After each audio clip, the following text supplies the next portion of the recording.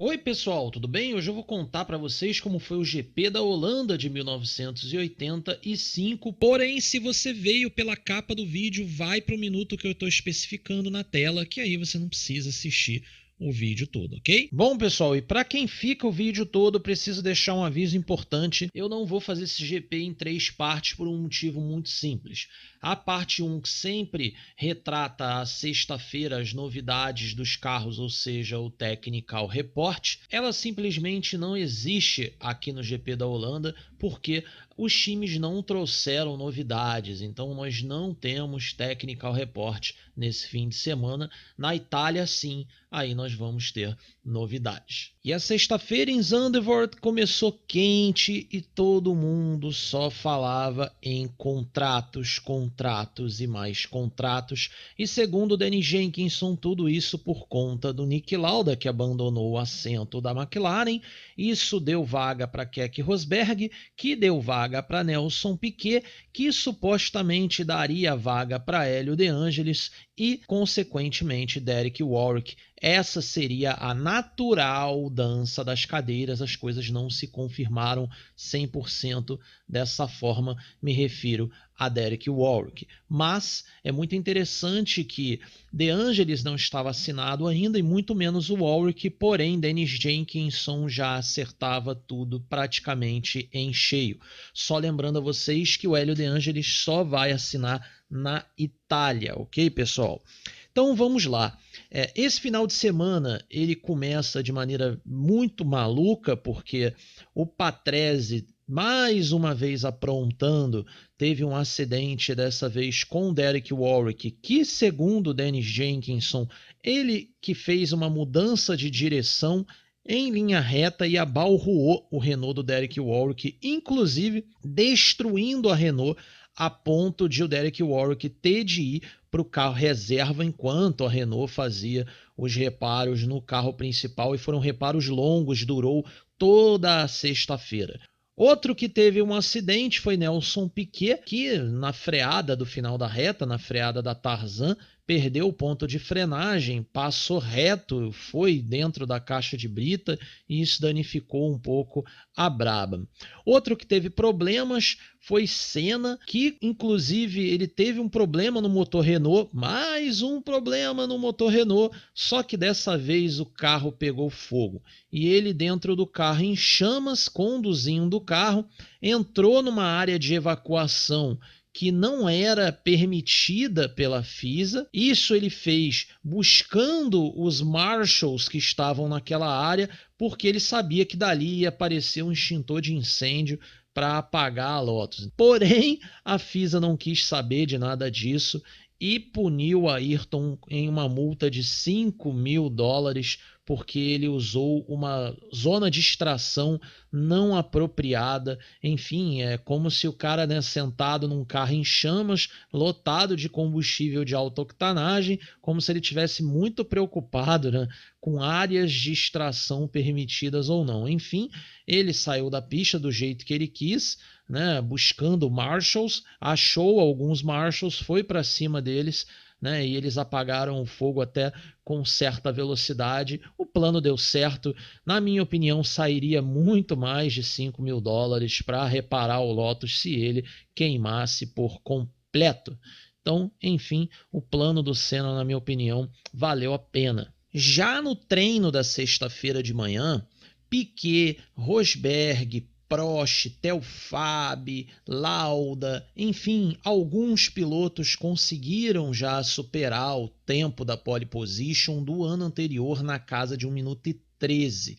E na parte da tarde, o mais rápido foi o Nelson, com um tempo de 1 minuto e 11, gente. 2 segundos mais rápido do que em 1984. É inacreditável a potência que os carros estavam chegando em 1985, as velocidades tanto de reta quanto nos tempos de volta e as médias horárias também, todas muito impressionantes. A cada corrida todos se impressionavam com as velocidades alcançadas e isso só vai crescer em 1986. Lembrando que a Brabham também preparou um carro de qualificação para que o Nelson fizesse essa pole position. Então o Nelson não tinha carros com configuração de corrida, somente o carro principal ia ter a configuração de corrida. Como o Ghinzani entrou nesse segundo Toleman, novamente nós teríamos 27 inscritos para 26 vagas, ou seja, nós teríamos o nocaute. Porém, dessa vez, de maneira mais justa e técnica. Concordo totalmente com a afirmação aí do Dennis Jenkinson, essas aspas são dele. Por que mais técnica e mais justa? Porque dessa vez o Brundle conta então com um Tyrrell Turbo. E a gente então ia ter uma disputa bem legal para ver quem ia ser nocauteado. Na minha opinião, a Tyrrell dá um salto enorme. Ok? A briga provavelmente ia ficar entre Ren, Zack Speed e Minardi. Só do fato da Tyrrell ter um motor turbo, ela já sobe muito nessa escada aí. E aí o Brundle, de candidato a nocaute, ele já está praticamente fora do nocaute. É muito interessante também o fato de que a pole position de 1984 colocaria o piloto na 14ª posição em 1985, ou seja, todo mundo tinha de melhorar muito o que foi feito no ano anterior, senão a coisa ia complicar bastante. Bom, estava fazendo muito calor em Zandvoort, porém as nuvens negras estavam chegando durante o correr da tarde. E aí os times ficaram com muito medo de acontecer algo parecido com o GP da Áustria, e daí todo mundo foi para a pista tentar dar o máximo de voltas possíveis já na sexta-feira. Quase todos os pilotos na primeira meia hora já tinham utilizado seus 2 sets de pneus de qualifying, ou seja, era fim de qualificação para quase todo mundo. O Senna deixou para treinar no final, melhorou alguma coisa e aí foi para a 4ª posição. E o Kenny Atkinson foi o nocauteado nesse treino de sexta-feira. Isso aconteceu porque o Atkinson teve problemas de motor na parte da manhã, enquanto os mecânicos da Ren faziam essa troca de motor. O Atkinson ia ter de esperar o Alliot fazer a qualificação dele para assumir o carro do Alliot e tentar tempo. Conclusão da história: quando o Alliot ia ceder o carro para o Atkinson, houve uma quebra na caixa de câmbio e aí os mecânicos tiveram que trocar a caixa de câmbio do carro do Alliot, parar de trabalhar no motor do Atkinson, enfim. Isso tudo demorou um tempão e aí, quando o Atkinson pegou no carro, só havia tempo na sessão para que ele desse uma volta rápida. Ele não conseguiu nem pegar a pista direito porque ele não andou de manhã e também não andou de tarde. Conclusão, ele ficou com o 27º e último tempo. Foi ele na sexta-feira um nocauteado. Se na sexta a gente tinha calor e nuvens chegando, no sábado as nuvens tomaram o autódromo, o clima ficou cinza, fechado, úmido e ventando frio demais. Inclusive, segundo Jenkinson, o vento vinha de cauda nos carros na reta, o que fazia eles atingirem uma velocidade insana. Porém, o medo de todo mundo era a chuva para o sábado e principalmente para o domingo, o que preocupava muito a Goodyear porque ela trouxe compostos de chuva macios demais para Zandvoort. Ela chegou a essa constatação durante o final de semana de corrida.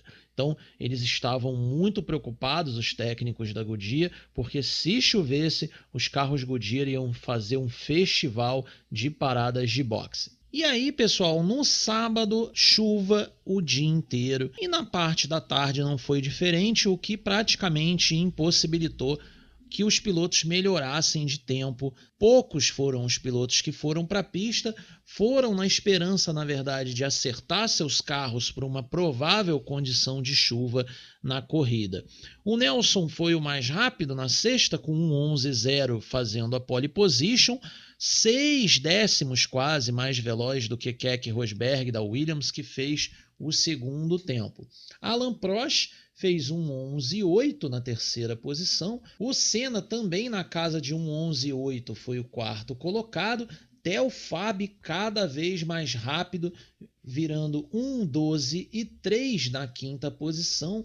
Patrick Tambay com um tempo de 1:12:4 na sexta posição, Nigel Mansell com tempo de 1:18:6 na sétima posição. O Nick Lauda também fez um treino bem ruim na casa de 1:13:0, fazendo o 10º tempo. Hélio De Angelis fez o tempo de 1:13:0 na 11ª posição, se qualificou muito mal. Derek Warwick também fazendo um tempo bem ruim na casa de 1:13:2. Lembrando que o Warwick não treinou com o carro próprio, então isso também é um elemento aí que a gente tem que colocar na equação, ok?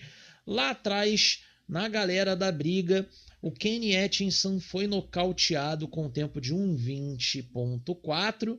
Ele ficou exatamente a 1 segundo do Hub Rottengarter, né, com a Ozella, no tempo de 1:19:4. E aí a gente teve ali o Aliô, né, com um tempo de 1:18:5, o Martini com um tempo de 1:17:9, o Jonathan Palmer com tempo de 1:16:2, Beloff com tempo de 1:15:2, tomando tempo, inclusive, do Brundle com 1:14:9. E aí as Alfas, as Ligier, Ferrari que treinou muito mal, tanto com Johansson quanto com Alboreto.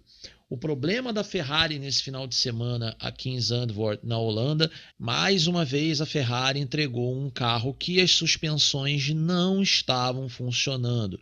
A cada bump da pista era o Ferrari pulando para tudo quanto é lado, os pilotos não conseguiam tração, gripe, eles não conseguiam absolutamente nada, o carro simplesmente não funcionava aqui em Zandvoort, na Holanda. Por isso, os Ferraris largando bem lá atrás no grid, né? E aí foi aquilo, pessoal, mais uma vez a gente teve um qualifying estragado pela chuva, né? E se dentro da pista a coisa foi meio fria no sábado, fora dela foi bem interessante depois do qualifying. O que aconteceu foi que, segundo o jornal o Globo, né, com seu correspondente internacional Janos Lenguiel, o Bernie Ecclestone tentou uma última cartada, uma última proposta para o Nelson Piquet.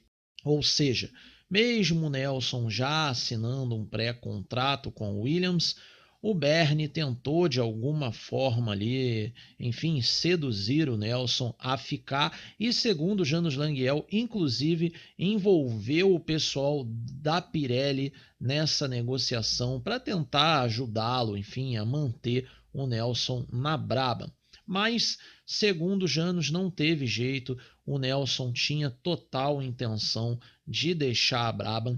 E o mais maluco disso tudo é que, em paralelo, ele negociava com Hélio De Angelis, lá mesmo no GP de Zandvoort, na Holanda. E essa informação ela vem da Autosport Magazine, inclusive eu já trouxe ela aqui no canal.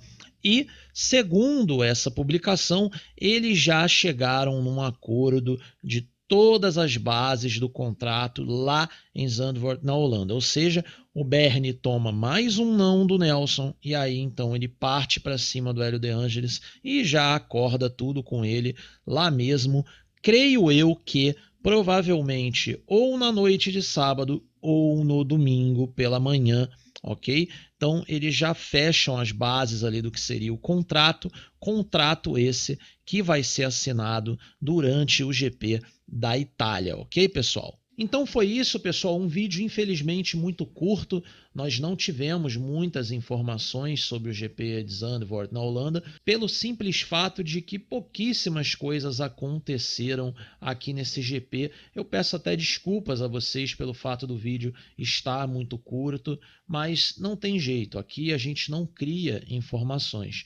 Tem informação, a gente faz, não tem, a gente não faz, ok? Queria agradecer demais aos membros do canal, vocês são importantes demais para fazer isso aqui acontecer, ok? O programa de membros é R$ 4,99 ao mês, se você quiser fazer parte aqui do programa de membros do Automobilismo Brasil. Todo final de GP eu posto sempre os Racing Reports para que vocês tenham acesso a toda a documentação que eu usei para fazer os vídeos aqui do canal, e sempre também a sua ajuda é muito bem-vinda para que a gente adquira novas obras, para que a gente consiga, enfim, continuar produzindo os Racing Reports, ok? Então, a gente se vê semana que vem com a corrida, ok, de Zandvoort na Holanda, e também com esse profile do Nelson. Então, até lá.